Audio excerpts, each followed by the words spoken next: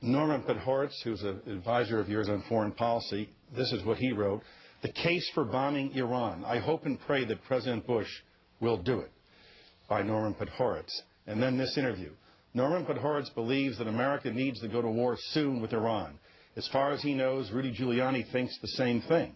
I was asked to come in and give him a briefing on the war, World War IV, said Mr. Podhoretz, a founding father of neoconservatism and leading foreign policy advisor to Mr. Giuliani. As far as I can tell, there's very little difference in how he sees the war and how I see it. Do you believe that, like Norman Podhoretz, that we should bomb Iran as soon as logistically possible? No, I believe what I just said and have said consistently, that the military option should not be taken off the table. I think it would be a big mistake to do that, but that should be an option that would be even thought about only as a last resort. Podhoretz,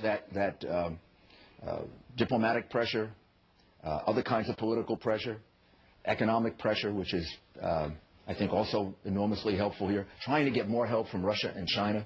I think all of this can work. I think it works less successfully if you go ahead and take the military option off the table.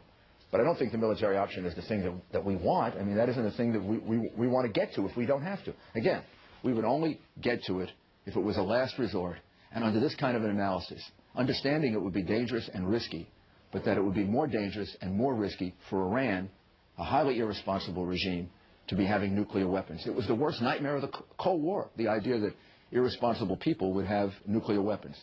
So I would say you put great emphasis on sanctions, you put great emphasis on economic pressure, hope that works. Looks like it's had some success already, although you have to have some pause with the other comment that says they're only moderately confident that they haven't resumed moving toward nuclear weapons. So you got to be cautious about this.